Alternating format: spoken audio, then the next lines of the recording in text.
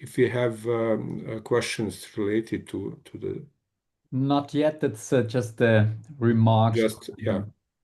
So I mean, to add to Philip, so basically with the keynote speakers today we have recorded, but next time we will have at least two of them live in studio. So basically, uh, we would discourage you to stop them while talking, but for the presenters that are substantively talking about the issues, sometimes it's good to stop speaker and to ask for the clarification. But for those keynote speakers, we would discourage you from cutting them. So wait until they finish and then put questions.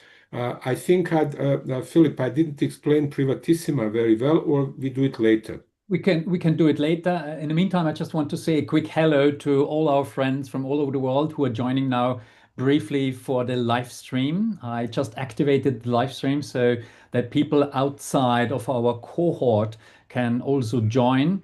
Also, the partnership with our, we call it the Silk Road 4.0 Jour-Fixe. I also want to welcome our partners who are members of Silk Road 4.0 here in this global course. So warm welcome also to our members. And then also to those people who are now joining during the first session of our course on LinkedIn, on Facebook, and on YouTube. So a big welcome from our side. And so, Anis, I'm now handing over to you concerning the first keynote speaker of the day. I'm happy to share the video whenever you tell me to do so. Thank you, Philip. So basically, every session. So what homework remains for you for the next time is actually to think over. We would need two class representatives, which would enable us to communicate easier between us and the cohort of participants. So of course, it's a voluntary function, and there is no must for that. The second thing is actually a rapporteur, which Philip mentioned. So every time we will start with someone from the participants and give them a pleasure or honor to introduce our guest. Today, it's our colleague. It's an American colleague who is now in London, temporarily in Vienna. It's a globalized world. And she would do, Miss Ellis, she would do the Laudem for all three speakers. And it's also indication for you how the rest of the sessions would look like. So we will always give the possibility to one of you to present the guests and also to report later through the article that will be published about the event. Of course, without too many details, but the article will be available. Okay, so I think Miss Alice is with us here. Hi, yes. Can everyone hear me okay? I think one by one, loud them. So you can do with the first guest, Secretary General, please. Yes, of course. Thank you so much for the introduction. I am very, very pleased to introduce Ambassador Imam, who assumed the position of the Secretary General of the D8 in January of 2022, making him the 5th Secretary General. He holds a bachelor's degree in political science, where he studied at the American University of Cairo in Egypt. Graduating in 1985, he joined Nigeria's oldest bank, where he was a banker before joining the Ministry of Foreign Affairs for the Federal Republic of Nigeria. He has a very distinguished diplomatic career in the Foreign Service of the Federal Republic of Nigeria, where he served as the charge d'affaires ad interim at the Nigerian embassy in Brazil. He also served in different capacities of the Nigerian diplomatic missions in Jeddah, Kingdom of Saudi Arabia, South Africa, and Japan. And at the Ministry of Foreign Affairs headquarters, Ambassador Imam had worked in several different departments and divisions, including bilateral and multilateral departments, and later as the director in charge of Economic, Trade, and Investment Department of the ministry. He was conferred with the title of ambassador by the President of the Federal Republic of Nigeria, President Buhari, in 2020. And yeah, I'm really pleased to introduce him and hear the live stream. Thank you so much. I'm just activating, and please let me know if it's not working. Distinguished participants, esteemed speakers, colleagues, I'm honored to address this global multidisciplinary course on understanding artificial intelligence, organized by the International Institute for Middle East and Balkan Studies, IFIMIS, in collaboration with the SILKROAD 4.0 platform. On behalf of the Developing Aid Organization for Economic Cooperation, I would like to express my deep appreciation to IFIMIS, particularly to Professor Anis, for their continuous collaboration with our organization. We are indeed grateful for the free virtual seats allocated to the D8 member states to participate in this very important course. Your generosity reinforces our shared commitment to inclusive technological advancement. Distinguished participants, artificial intelligence, otherwise known as AI, is no longer a futuristic concept. It's a transformative force in our way of life. At the D8 organization, we are harnessing this fast-growing technology responsibly and strategically. Allow me to highlight a few of these initiatives briefly. First, the D8 established the Network for Diplomatic Institutes, otherwise known as D8 NDI, this year to promote collaboration among our diplomatic academies through capacity building in AI, economic diplomacy, food security, energy, trade, and climate action.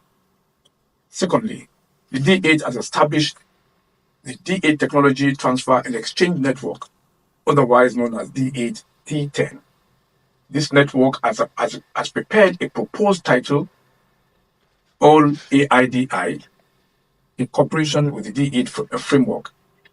This initiative aims to enhance trade efficiency and foster technological collaboration among the member states. Another D8 initiative is related to AI, which is the D8 e-government network. This was established to share experiences and strategies in implementing e-government initiatives and digital transformation. Later this year, this network will convene its first virtual coordination meeting in collaboration with the Digital Transformation Office of the Republic of Turkey. Distinguished participants, the theme of this course, Understanding Artificial Intelligence, Robotics, and its multi-dimensional and multi-spatial implications, public and private sector, is very, very timely. The theme is aligned with the D8 strategic vision for the future. This is with the understanding that AI, Internet of Things, and digitalization will shape the way the D8 conducts its businesses. The linkage between AI, Internet of Things, and digitalization represent the building blocks of what we refer to as a new global operating system. A system where data, algorithm, and connectivity shape economies, societies, and government. For us at the D8, the use of technology and AI is important, considering that our member states are spread across 3 continents, namely Africa, Europe, and Asia. To ensure adequate connectivity, therefore, we rely strongly on unlocking AI's vast potential to serve as a force multiplier in all spheres of our lives. Distinguished participants, as AI and connectivity become central to global power dynamics, developing countries must have a seat at the table, not just as adopters, but as active contributors and co-creators of digital norms, standards, and ethical framework.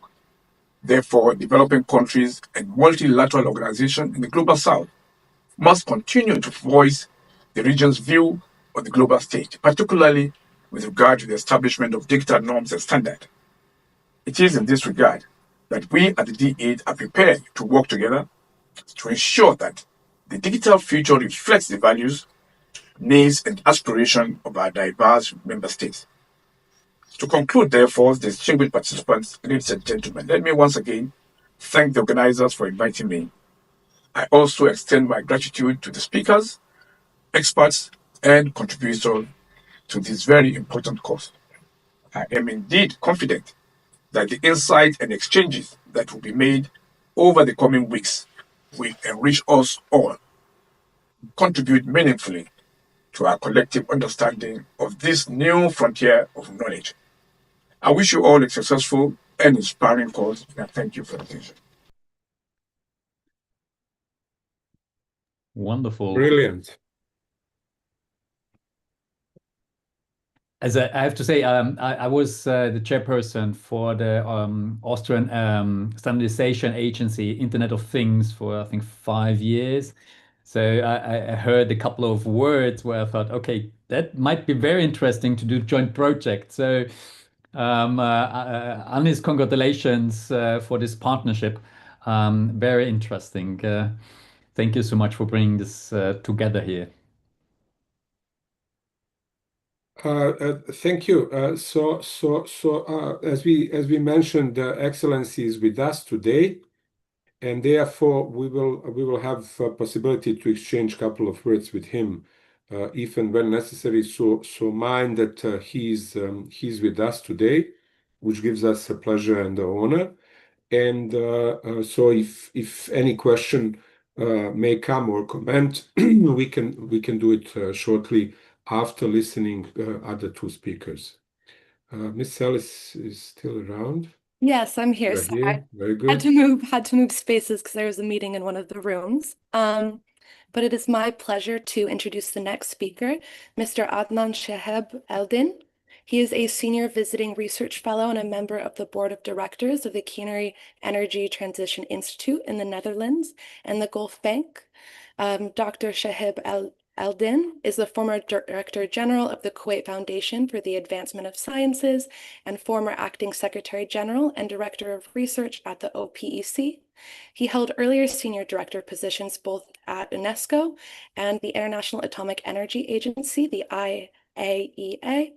In Kuwait, he served as the Director General of the Kuwait Institute for Scientific Research and Vice President of the Academic Affairs and faculty member at Kuwait University. He continues to teach and publish research papers and articles in the physical and engineering spaces, as well as energy policy, technology, and economics. He is a member of many international boards of directors and intern advisory councils, including recently the IAC of King Abdullah Petroleum Studies and Research Center, the American University of Beirut, and Georgetown University, Qatar, as well as a member of the Standing Advisory Group on Nuclear Applications. He is a recipient of many prestigious international awards and honors, and it is a pleasure to listen to him speak today.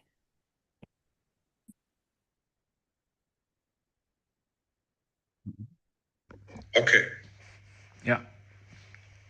Excellency, thank you so much for joining us today. I understand you have a very tight schedule. So let's go to a couple of questions. Firstly, technology and human development. This is a question, this is an ongoing and never-ending debate. Your take on this? Well, I think it goes without saying that human development would not have been where it is today if it wasn't combined with technology and good use of technology. And this dates back to the beginning of civilization. I mean, after all, with technology, we were able to mass produce food as a first step in China and Mesopotamia and the Nile. And then technology allowed us to develop the infrastructure for food production in terms of dams, irrigations, tools, machinery.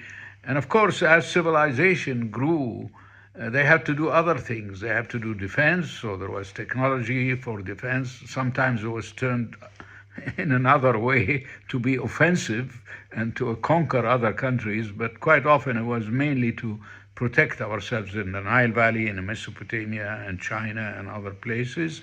And I think, of course, slowly, human civilization realized that you can improve quality of life by pursuing scientific investigation, understanding how things work, whether it's the universe or whether societies or whether comfort. And so we started developing technological gadgets, wheels, carts, transportation evolved, and then ultimately in modern society, cars, trains, and transportation, and industrial factories, that is, instead of labor. So I think it's quite clear that these are just quantum steps in the evolution of human civilization, that technology has to go to support development, and there are revolutions. And we are right now entering a new revolution, which is the subject of the course, which is basically artificial intelligence and robotics, when you combine them in the service of the development of humankind.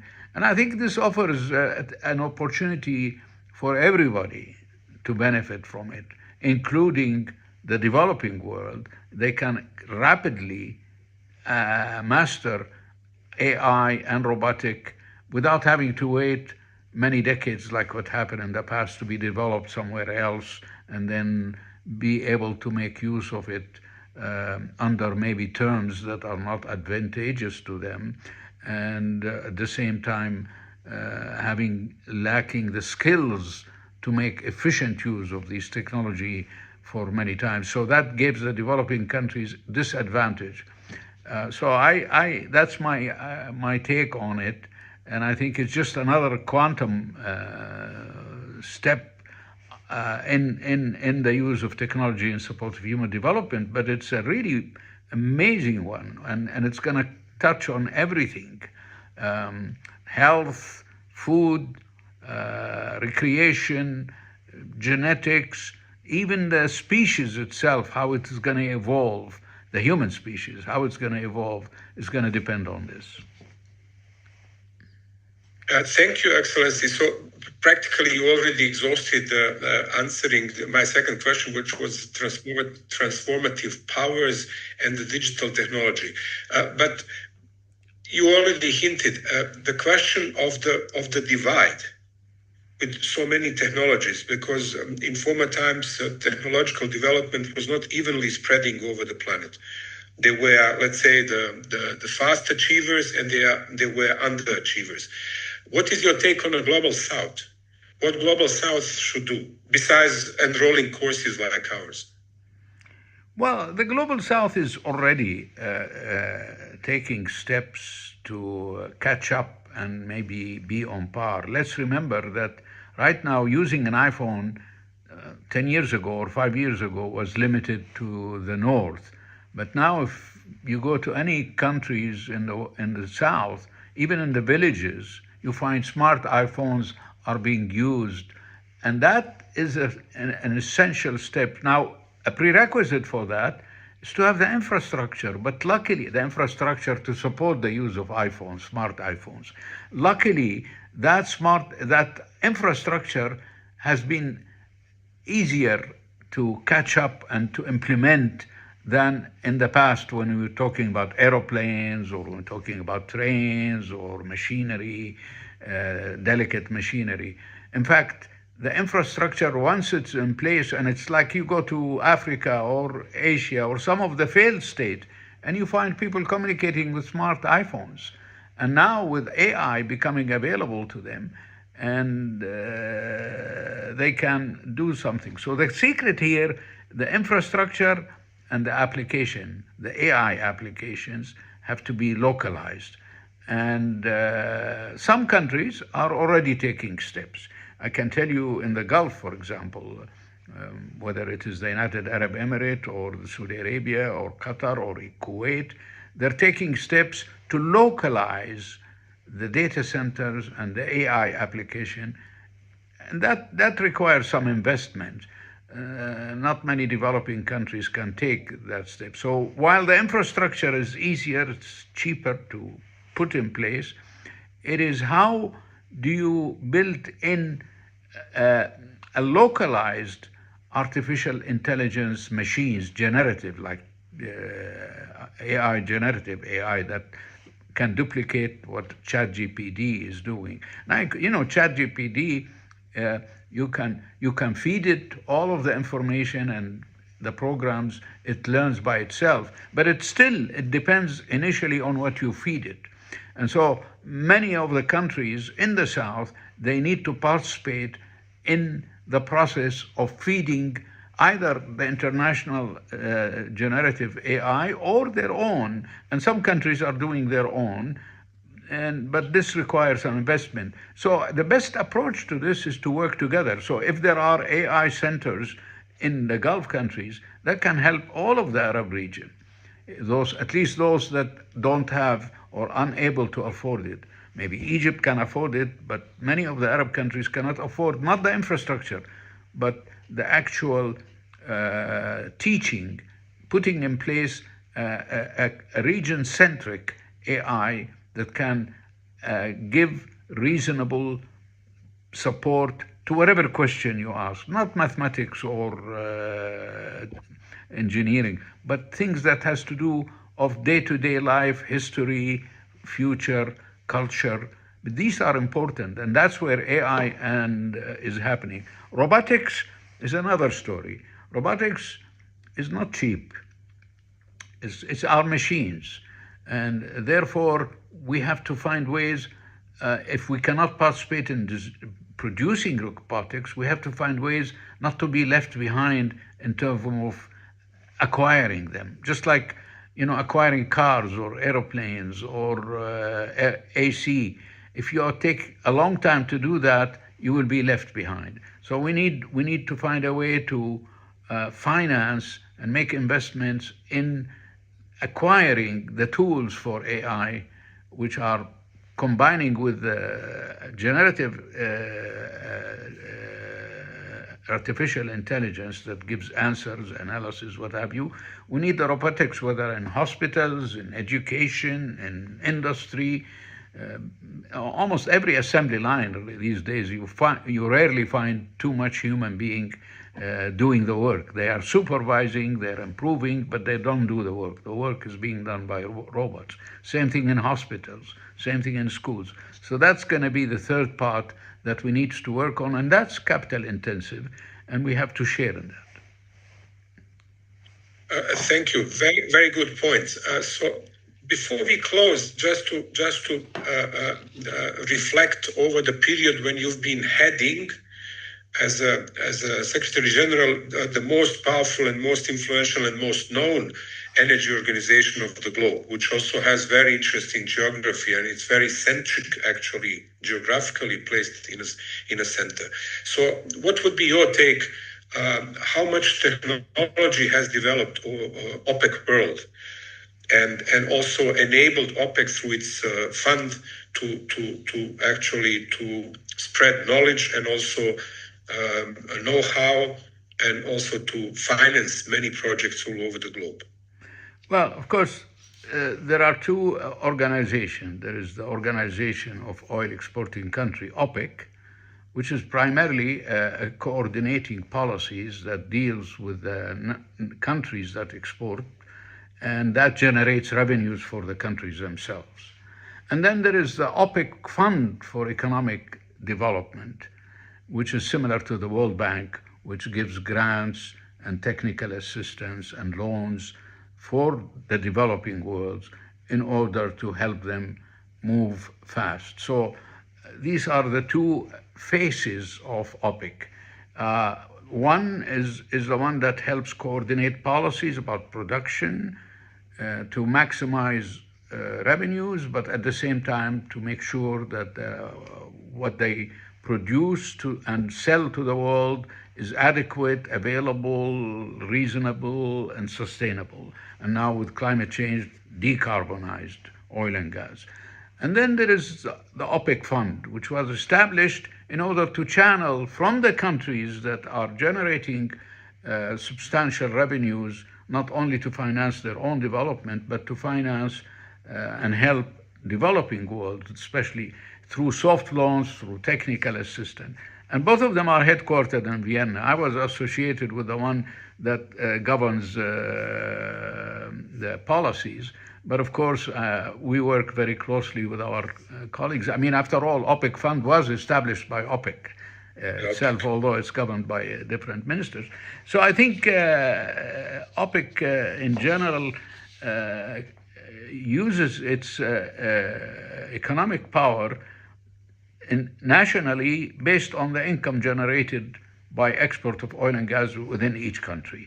And that had helped a lot many countries. I mean, look at the Gulf, look at even Africa, Nigeria, you look at Algeria, you look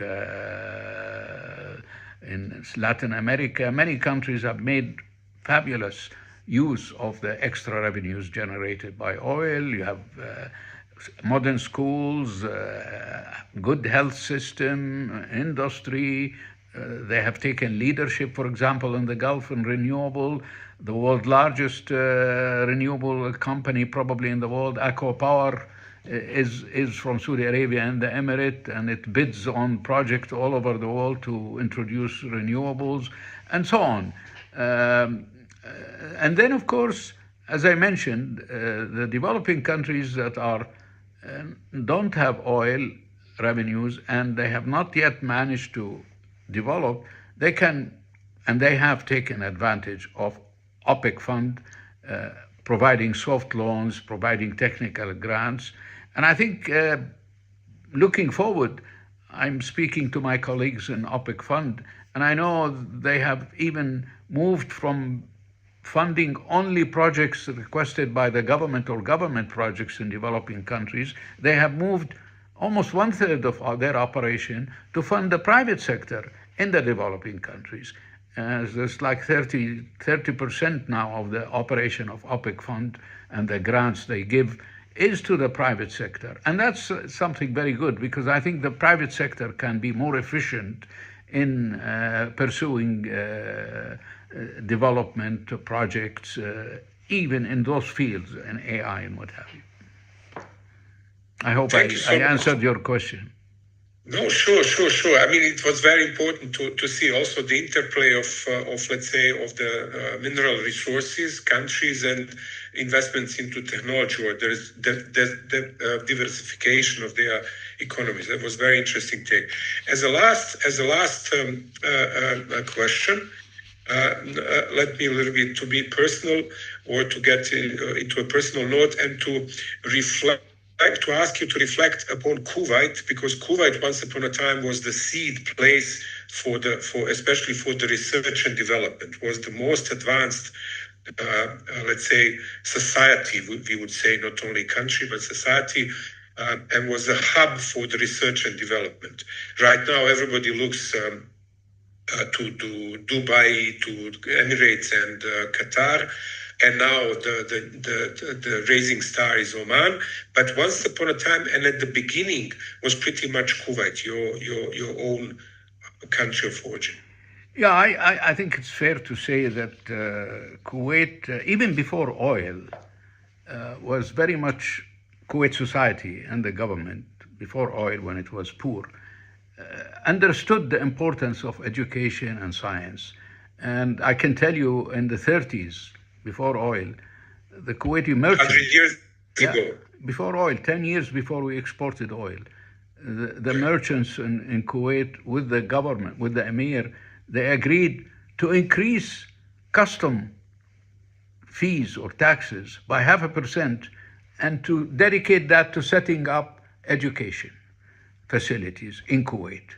That's a very important to see. And that meant that as soon as oil became available, oil revenues became available to Kuwait, the government rushed to put a lot of the oil revenues in support of now a high quality education, and not just primary and secondary, but university, and set up research organization, 1967 Kuwait Institute for Scientific Research, and the idea of even funding research from the private sector with the government was established in 1976 through the Kuwait Foundation for the Advancement of Science, which was a very unique concept, whereby the private sector incorporation agreed voluntarily to pay 5% of their income to set up a Kuwait Foundation to fund the development of science technology in Kuwait and in the region and globally, including setting up prizes for Arab scientists and helping. And of course,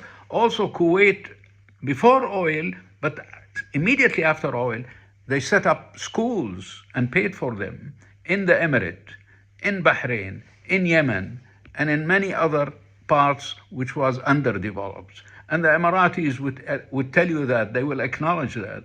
In fact, when I went to the Emirate the first time in 1976, it was beginning to develop, but you could see almost all over the Emirates Kuwait schools run by Kuwait and paid for by Kuwait.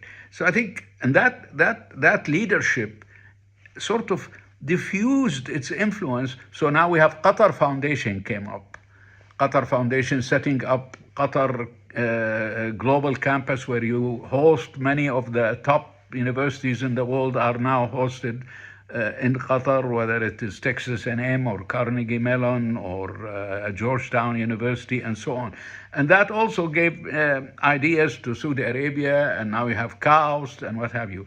So I think this question that you have raised, I'm very happy that you raised it, because it gives me an opportunity to highlight the role that Kuwait played. And obviously, now it's not unique, our role. The role is maybe even the leadership of that role has been taken by other countries. That's fine. I think history teaches us that nothing lasts forever. But hopefully we will continue in Kuwait working with the other Gulf countries and the Arab countries to advance science and technology, especially in the age of AI and robotics. Brilliant. I remember that you even have in a family, you a very deep attachment, and your father was one of the, let's say, those he came in 1936 of the region.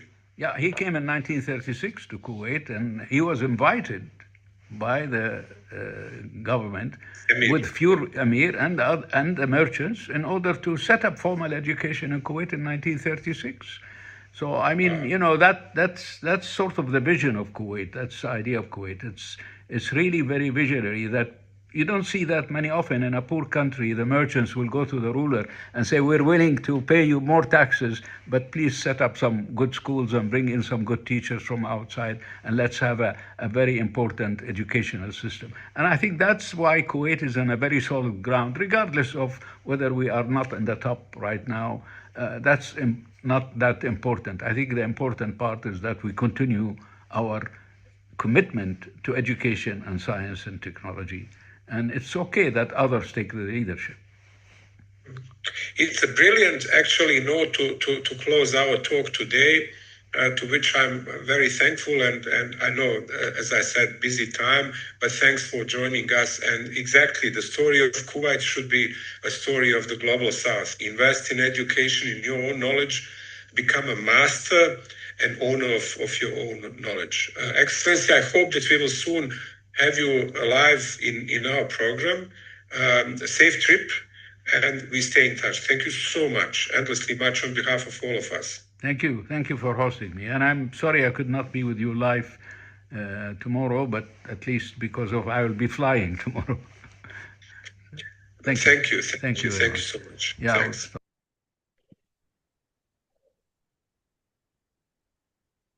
Wow, good. Philip. Very impressive. Several thoughts that came to my mind. I just saw that there was one question from Ngichuki. Can AI work without internet? I think it was, for this session.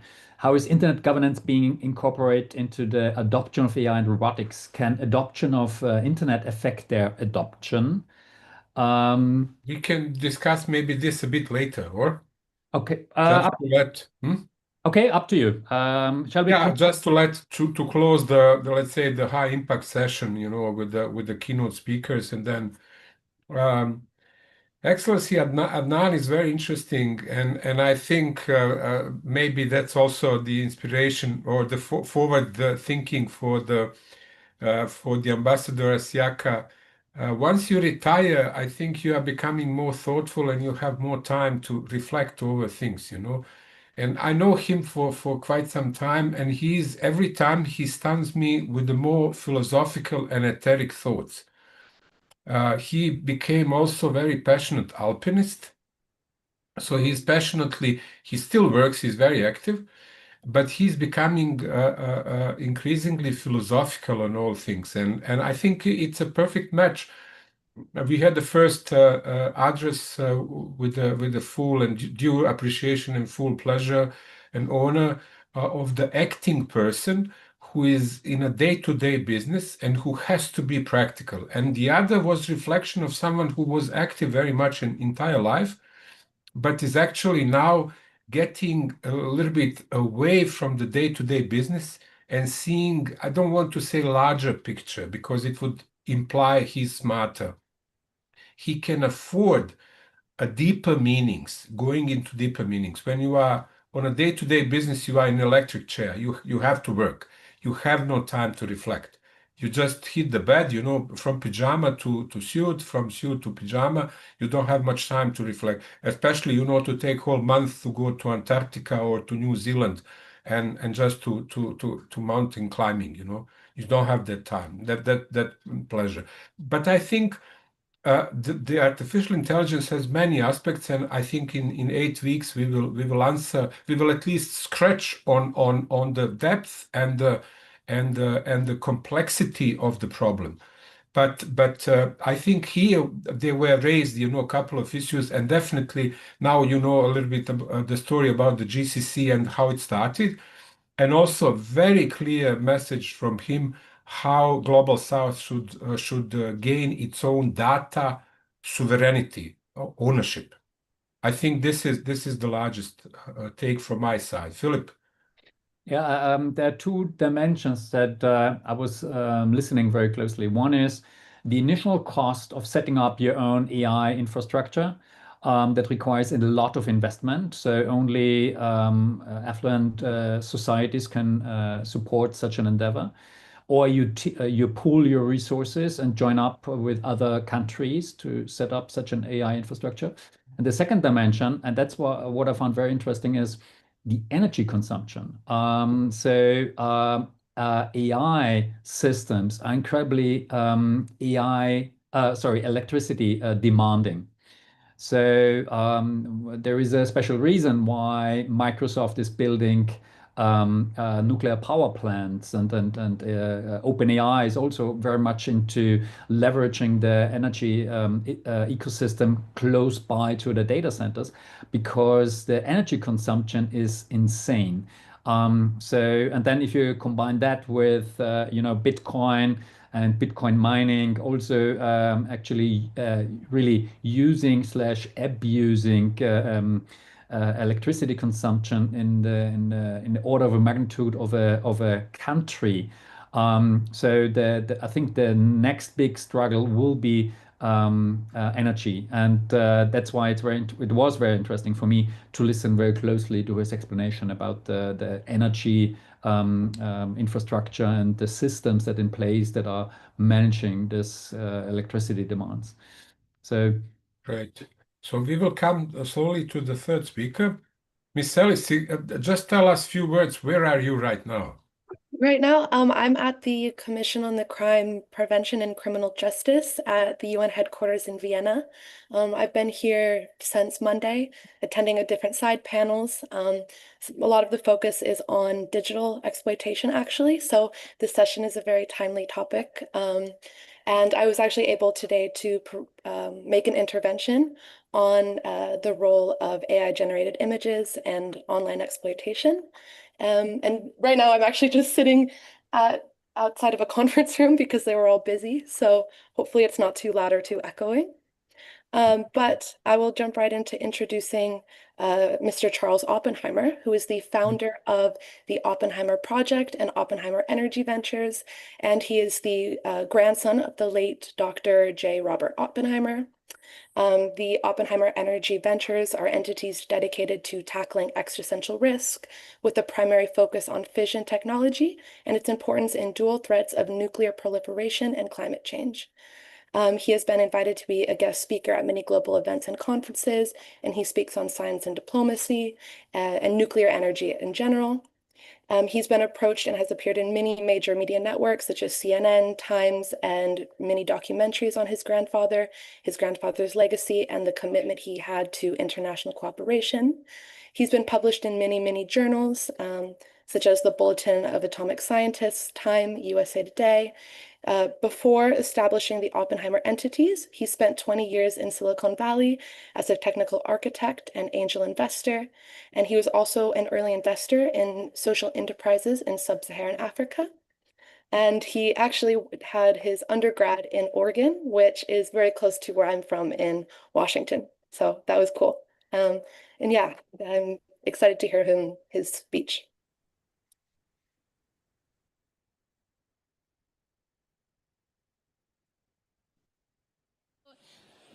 For anyone that might not be familiar with your grandfather's legacy and his story, he played a pivotal role, obviously, in the development of nuclear technology. And then he later became a really powerful voice for its safe use, its safe proliferation in the world.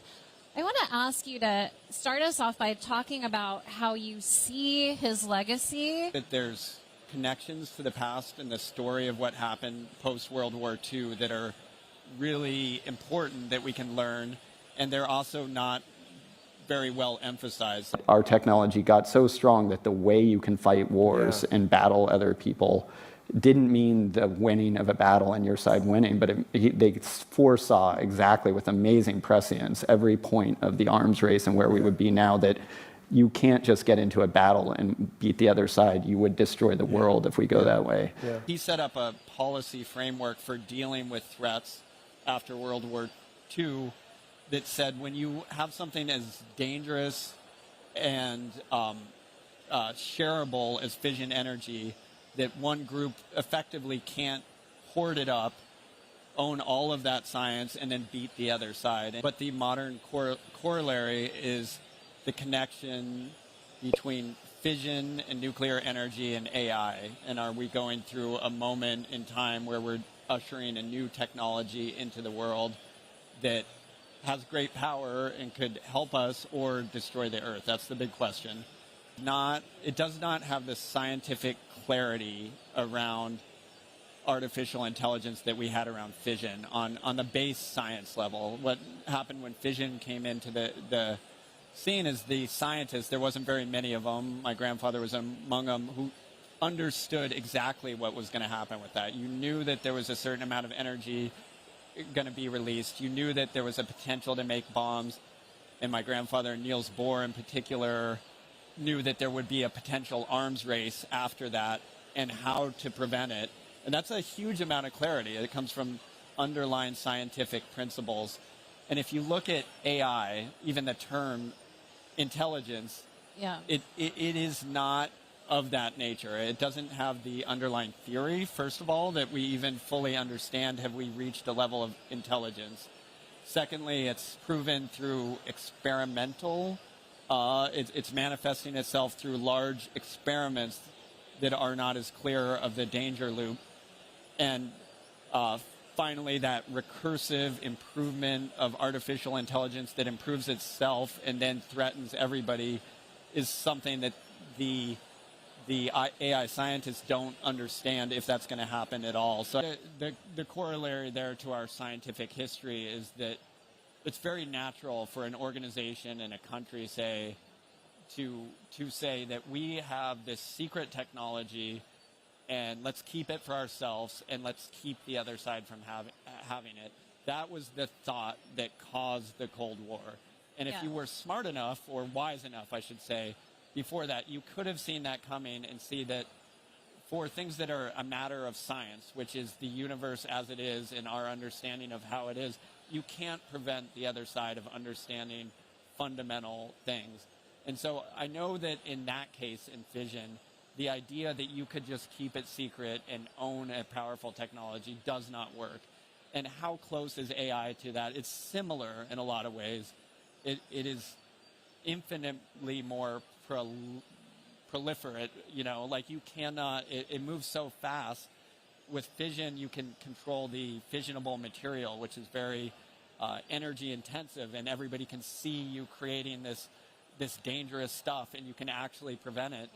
With AI, it's software and it's code, and if it is possible to make that keeping it secret is not a realistic option, and that you have to work together on it, essentially. And that through open sourcing or open science, you have a better chance of safety than trying to keep it up, keep it hidden, because it just doesn't work ultimately. And somebody like me get up on the stage and give you the answer is not going to work. It has to be this ongoing discussion, but something that is promising is that for the countries that have the hardest relations right now, China, US, and Russia, and the most threats between those three countries, there's more appetite to talk about the potential around AI and the potential threats than even very difficult things that like nuclear weapons. So I think that there's some appetite for trying to like kind of come up with something. What do you do about existential risk policy that was brought together post-World War II, where when you have something very dangerous like fission technology and your side owns it, can you kind of build up an advantage by keeping that technology secret and give yourself an advantage? Continue to talk about, because that question of whether we're going to get along with our enemies or try to destroy them with science and technology is kind of the central question that ties into AI today. You can just forgive the other side and accept your vulnerability and your lack of ability to control risks and the bad guys. You can't disabuse me of the notion that we could get along with our worst enemies, Chinese, Russian, that there is room for commonality in the worst things. And we spend a certain amount of time talking about that existential risk, these really hard, impossible topics, and then tactically, can we do things that bring hope in a reasonable time frame? And for me, it's been a lot of focus on nuclear energy, the positive side of it, and can that be a bridge to getting rid of our weapons through increased dialogue? Whether we can reconcile that is difficult on a institution, organizational level. I know what does work on a human level is sitting around and talking to people. And it's not science, it's not anything more fancy than that if you can create a little bit of a human connection. I do find that I'm hopeful and optimistic. For example, on the energy side, even the same science, if we look at the exact same science and say, could we use this to achieve a level of energy abundance instead of just an average level of energy, but like more energy than we ever thought was possible, that's a very hopeful thing. And that's a better place to even start a conversation about a difficult technology than we're all going to die. Let's start with the thing there, there's no hope and there's only threats. It's like, it doesn't really leave place for dialogue. And so if we continue to have what is definitely happening in society, that's been a long-term trend, is an increase in exponential technology improvement, and this version of algorithm is an example of that. And that is not going to stop as far as we know. And there is a lot of hope with that, like in general, like abundant energy, abundant intelligence. All of us have had so many things that we aren't able to do, and fixing a house, cars, healthcare, there's unbelievable levels of improvements that we can make out of this technology, and I think it's as appropriate to look at the hopeful side as that. There's the hardest problems in the world can be addressed. I think that's don't turn away from them,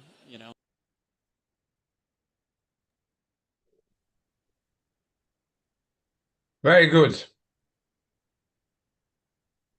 This was edited by our colleague. You see, we are multitasking. So as some of us from IFIMES, we are very busy with the program. Then we let Miss Alice to represent us in the UN deliver a speech, but she was also editing perfectly Oppenheimer. I met him at the promotion of movie. Frankly, I didn't know much about him, but he also said, I didn't know about my grandfather much. So the legacy was coming, he was hit by this legacy, truly, because one thing is what you hear in the family, from your father, mother, this and that. But the other thing is when it becomes really public.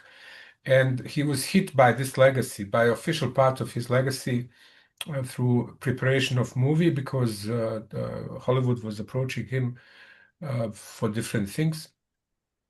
And so he said, for me it was, and I think our colleague edited perfectly parts of it when he's hinting. And in preparation of this, I said we are not able to pay you like Opera pays you, you know. As a matter of fact, we are just asking you to do it for free. And he was very enthusiastic, and he really wants to join. And it's still open, you know. I just exchanged texts with him right now. He might join later today, but I said, okay, let's work immediately on plan B and prepare something. So just to tell you what is also in the background of us, we always, because when you run programs like this, you always have to work on a plan B and C. So a plan A is that people reject or accept, but the main concern is always if things are not working well. So I think it perfectly functioned well with all three speakers today. They haven't been live, but they've been there. And Oppenheimer very much liked actually our selection, and he blessed it and he said, "Okay, was it really me?" So it was very smart. Okay, so it's another meaningful talk. Philip, your take. Um, It's a lot. I think All it's a three lot to say. speakers. It's a lot. We are so fortunate to have such a three speakers. And what I find very important is also to understand. So whenever I listen to something, I listen on two different levels. One is the facts that are here, and the second is the structure, the system, the components that are being mentioned. So I'm Very trying to good. understand what is actually the logic behind what I hear. And I think that's so valuable here to have experts from various fields who have a different background telling their view, their perspective on those things. And yeah, maybe I'll talk about this a little bit later. Anis, just to let you know, the ambassador, he just told me that he will be available in 15 minutes onwards, so we can welcome him then also next after maybe a short Q&A session and then a short. Which ambassador? Because we have two right now. Oh, sorry. The Austrian ambassador, Austrian the serving ambassador. ambassador, not Secretary General. Okay. Yeah. Because ambassador is a function, but it's also a title in a way, which you have for the rest of your days. Okay. Thank you. Good. So I think we can just to use the opportunity to, if someone has a direct question for Secretary General, please write it on a board. Since he's with us, D8, again, for those who haven't heard, D8 is an important organization, is our big partner. It has a multi-continental or intercontinental spread and membership from Europe, meaning Turkey, then Iran, Pakistan, Bangladesh, Malaysia, Indonesia, and Nigeria. So basically covering three continents. Most of the members are coming from the West, South, and Southeastern Asia, but also a very important country from Africa, and then Turkey, which is a bridge between the continents and a very important country. All of them mega demographies and booming and forthcoming emerging economies. So we are very happy to have them as partners. And if I may say, the partnership have started already with the previous ambassador. That's how I discovered altogether D8, because a former assistant of my good friend from Malaysia, of Tan Sri Hasmi Agam, his assistant was a previous Secretary General of D8. And frankly, this is how I also learned about organization, and this lack of knowledge humbled me very well, So yeah, so if you have questions, guys, or comment, it could be to all three of them, but primarily to Secretary General, since he's with us today. Anis, we do have two questions in the chat, just to mention. Yes. Shall I read them aloud? Yeah, you can read them out quickly. So we didn't ask Secretary if he wants to comment, but at least you can write. You can get questions out. One is, as I mentioned briefly before, from Anne Gichuki, sorry. Can AI work without internet? How is internet governance being incorporated into the adoption of AI and robotics? Can adoption of the internet or splinternet affect their adoption? Maybe it's for you a question. Maybe you can answer that later. Anything related to Secretary General? The second question. I mean, something that he could reflect upon because it's technical, I think. Yeah. No, I don't see any question in the chat related to the Travel Secretary. Okay. Excellency, do you feel like saying a few words additionally? Yes. Also listening to two other speakers. Absolutely. Thank you very much. Good day. Can you, thank you again. I'm really delighted to join in this conversation. And like you rightly mentioned in your introductory remark, even though I was busy, but I was able to catch one or two things. Just a point of correction or maybe clarification. Yes, we are called D8, but we just had a new member just joined us in December last year, which I think I should bring to the attention of the audience. The Republic of Azerbaijan joined us in December last year during our 11th summit, which was held in Cairo. So by now, which means we're now 9 members. But the name is still the same. We've not changed our name. So we are still called the D8, but our membership has changed from 8 to 9 member states. I thought I should add that, to that. Like you also mentioned, our greatest comparative advantage is actually the market. It's a very compact organization of 9 countries, commanding a market force of about 1.2 billion people. That's a very huge market, which is almost the size of Africa. And that is what we are trying to sell. In the global south, you cannot really do away or wish it away. This is a very huge market, which no serious investor or economic actor can ignore. Our focus, mostly is on trade and economic cooperation. That's what we focus on enhancing trade among our member states to see how we can improve on the level of the living standard of our people. We focus on things like agriculture and food security. That's very, very important to us, and things like SME, tourism, and energy, especially renewable energy, is very, very important. That's why we're happy to have a country like Azerbaijan. Azerbaijan hosted COP29, like you rightly know, recently, I think last year. So climate action is very, very important to us.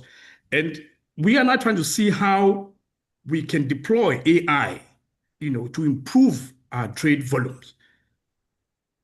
Like I mentioned in my opening remarks, we are spread over 3 continents. So we are not really strictly speaking, we're not a regional organization. Mm-hmm. We are an intercontinental organization. Very specific. Two member countries in Africa, that's Nigeria and Egypt. 2 of us are in Europe, that's Azerbaijan and Turkey, while the rest are in Asia. So if you're talking about trade, how do you now trade among yourself when you are not regionally connected? So that's a challenge, but it can also be an opportunity. So we're trying to see how we can deploy technology, especially e-commerce and this advanced new technique of AI. How can we deploy AI to increase our intertrade volumes? Our leaders have given us a marching order that we must increase our intertrade volumes to at least $500 billion by 2030. And here we are. We're not in the same region.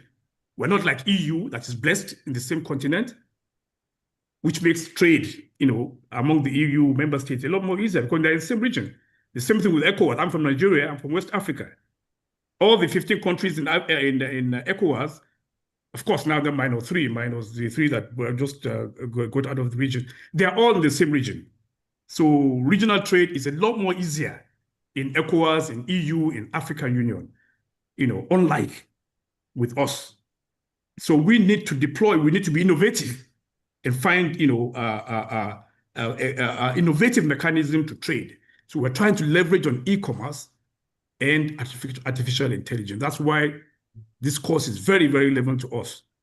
we see a lot of potential in deploying artificial intelligence to increase our trade volumes. Thank you.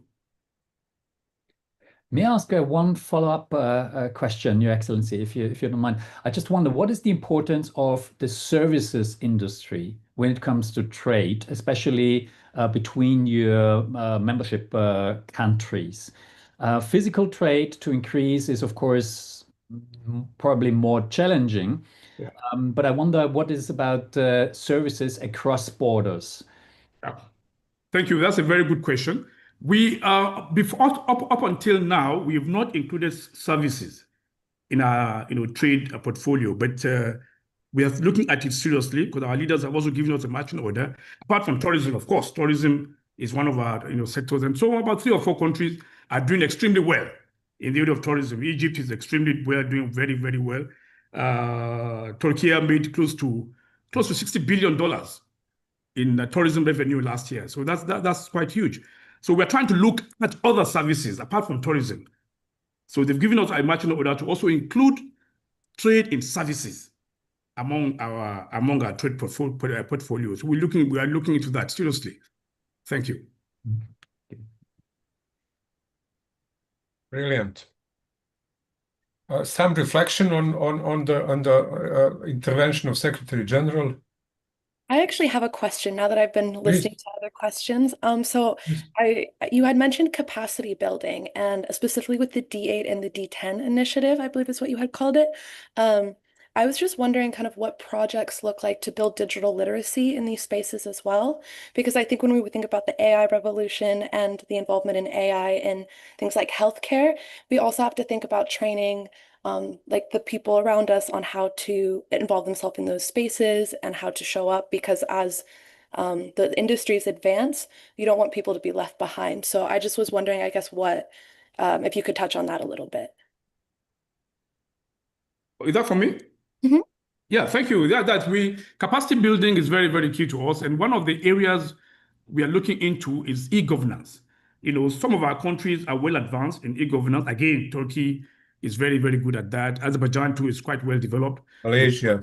Malaysia Indonesia too is not doing too badly. But some other member states are not doing so good when it comes to e-governance. And e-governance is extremely, important if you want to develop your trade. You've got to go digital. You've got to go away with analog way of doing things. So we are trying to leverage on capacity building to develop. We are working with UNDISA extremely well in this area to develop our e-governance capacity. That is with United Nations. We are also working with the organ of the Turkish government called the Government Transformation Office, Digital Transformation Office of Turkey, again, to help us develop our capacity building in e-governance. We will be, willing to work with IFMIS as well as your partner to help us, deepen our knowledge and capacity building in the area of e-governance. Like I said, our population is quite huge. If out of 1.2 billion, only few countries are doing well in e-governance, what about the others? So this is one area where we would really like to partner with you, is in the area of e-governance. Capacity building for e-commerce as well is very, very important to us. Like I mentioned, our primary mandate is trade.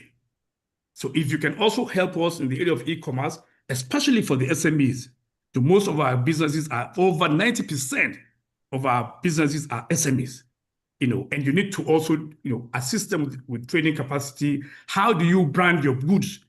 How do you brand your products to meet international standard so that your products can be exported beyond the Nigerian market, beyond the Bangladesh market? I see quite a number of Bangladesh products now in the US, made in Bangladesh, and they're very high. They are very, very high quality products, especially textile, garments. So we want capacity building in the area of e-commerce as well as e-governance. Thank you. Thank you. So I think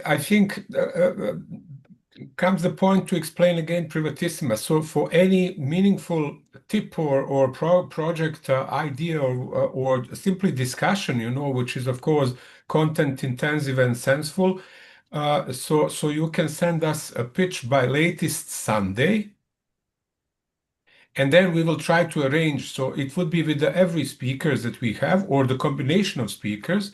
it could be then arranged sometimes Tuesday. So practically our next meeting is 29th. So this privatissima of, let's say, 1 hour of talk in a smaller group, of course, of the dedicated, interested persons, would be organized in, let's say, 1 hour to 90 minutes talk.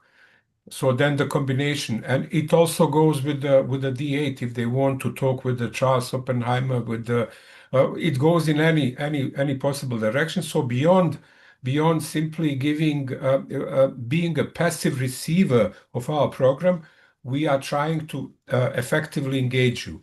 And we have among participants very interesting group of people, diplomats, career people, business people, all generations, all geographies, and therefore I think it creates a good combination. So for the privatissima, the meaning of privatissima is that in a small group or one-to-one, you are discussing with our guests of honor issue. But of course, issue has to be has some merits, in order to drag person for additional hour. So instead of going further into explanation, for example, with the Secretary General, not to waste time for all of us and his own time, we can arrange special meeting. So, and it would be with every guest. Next week, we will also have very interesting guest, former EU commissioner who was responsible for the largest budget in 2 terms of the EU. Then we will have very important and interesting person from Indonesia, whose father is a legendary President Habibie, and he himself is very much into techniques, and the former Under Secretary General of United Nations. So it will be another interesting mix of people. Every week we will bring it. So privatissima would work up to the end, of course. We will try to arrange, of course, availability of also of our keynote speakers because they are extensively traveling. But we will try our best. So at this point, I think we should move on. And as Secretary General said, there is no continuity among the countries. So I think Indonesia and Malaysia border on Borneo. Actually, they are divided by sea. And then Iran has a little border with the Turkey. So there is a very little territorial continuity among the member states. But that also, as Secretary pointed out, it could be an advantage because each of those members could be a regional hub for the excellency and development. Nigeria on its side can do it, in sub-Saharan Africa, Egypt, that I was forgetting 2 times when I was mentioning countries. So Egypt as the largest Arabic country could be responsible for and generate its own, let's say, spillover effect. And same goes with Turkey, with the Caucasus, then Iran as a country of the pivotal place in actually in the connection between Asia and Africa and Europe, and further down Pakistan and Bangladesh in Indian subcontinent, and finally the peninsular Malaysia and archipelago Indonesia as well. Excellency, thank you so much. Thank you. Stay with us. Thank you. Philip, back to you. Thank you for this very interesting discourse. I'm just looking at the chat. Shall I quickly answer the chat questions and then, or it's just we bounce it back and forth, and then I would suggest a 5-minute break. Okay. And then we follow with you or with the Excellency Ambassador? I would maybe just give you a very brief introduction, let's say 5 minutes, about how I met the ambassador, the Austrian ambassador to Vietnam, a little bit the story, and in particular, I want to elaborate the 4 circles, because the 4-circle framework is essentially the structure that we are following throughout the course. And I think it's now a good opportunity to elaborate those 4 circles, this underlying concept of the whole course structure. And then we can deep dive into the experience and the knowledge of Ambassador Philip Agathos. Okay, so 5 minutes you suggest. I suggest 5 minutes break. So hydraulic break, okay. 5 minutes We break. resume in 5 minutes, okay. We'll be back in, let's say, in my time, 15:39, let's say 40, at 40 to the hour. So in 7 minutes time, if okay for everyone. Perfect.